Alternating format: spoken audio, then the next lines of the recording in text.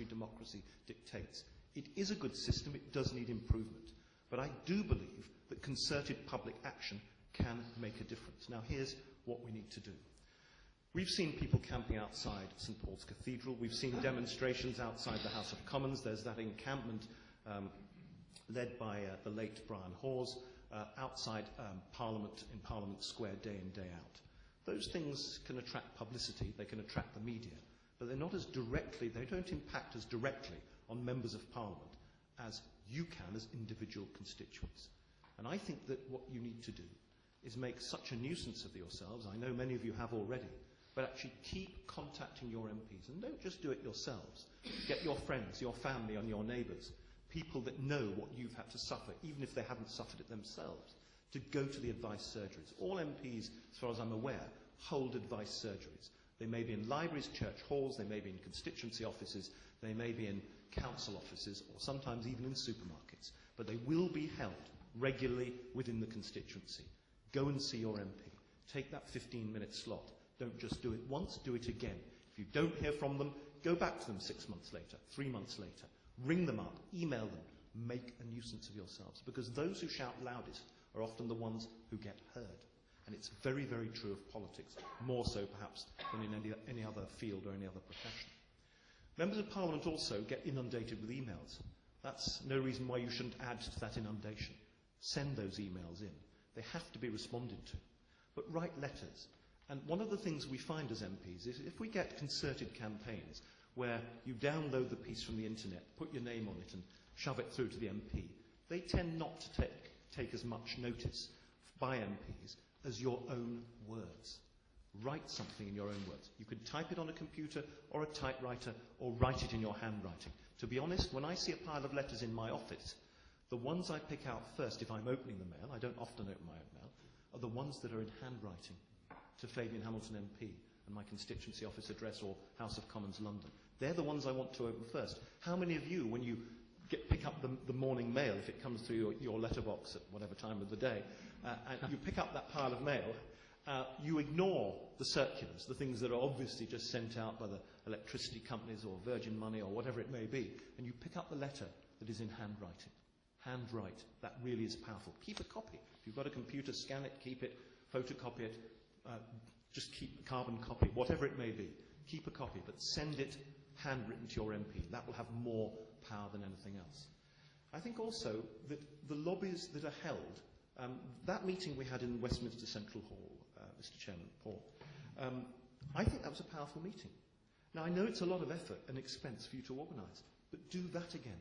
In fact, do that every year until we get some sort of justice. We also need to make sure that we ask our MPs to attend the all-party groups. It's not that because I'm joint chair and I want to sit there and have 50 people in the room instead of 5, and that makes me feel better. If you contact your MP and say there is a meeting on Thursday, the 1st of December, let's say, there isn't by the way, but if there were to be, please go because there's going to be a statement by the Minister, or we're going to have somebody from Towers Watson, or we're going to have one of the actuaries that's actually helping us.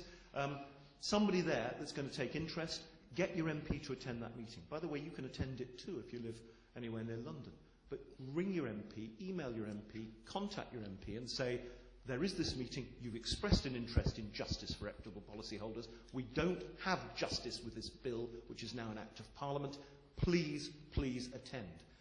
Paul, I remember back in February of 2010, we booked a room in the committee corridor of Parliament, and we had Sir John Chadwick there, and I think Liam Byrne, who was then Chief Secretary to the Treasury, was coming. It was not long before the general election. Obviously, ballot box time coming up, so MPs were feeling very sensitive. I think we had 100 MPs there, didn't we? Yeah. And peers. 100 members of Parliament. It was the best attended all-party group I have ever been to. I could hardly get in the room. I was a bit late. I could hardly get in. People were squashed in at the doors. It was impossible. Now, that's what we want to see, because this issue should attract that level of attention. And if your MP says to you, well, actually, it's all sorted. It's all sorted now. The Act's been passed. The compensation's being paid. What are you complaining about? Say no. It's not true. There is a huge level of discrimination against people who are the oldest, the frailest, the people who took out their annuities before September 1992. That is not right. A lot of MPs don't know this. The 76, by the way, who voted for our amendment, that was a good number, plus me and Stephen Lloyd, who were whipping it, who were counting the votes at 78. Actually, a lot of MPs came up to us afterwards and said, if we'd known what your amendment was, Fabian, we would have voted for it against our party's whip. But we didn't know. We were told, Conservatives and Lib Dems were told, if you vote for it, you'll delay compensation. You want the compensation now, vote against this amendment. They didn't bother to check. I'm afraid that's quite common. But you can make sure that they do know. We won't have another bill coming through, unfortunately. But keeping that pressure up, knowing, and I think the MPs must know, we're not going to go away. EMAG is going to carry on. And I'll just finish with this, because I know some of you will want to ask some questions as well. In my view, Mr. Chairman, justice is indivisible. You'll forgive me for using some of these aphorisms.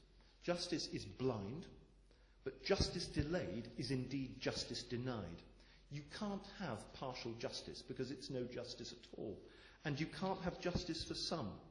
So our task is to force the government to complete the job it started, to ensure that payments are made swiftly and fully, to restate our case over and over again for the excluded 10,000 until they can no longer ignore us and are forced to do what is right by the sheer weight of public pressure. Never ever give up. I'm absolutely sure that with the determination to achieve the outcome that you deserve, that I and my colleagues responding will ensure that justice will ultimately prevail. Thank you.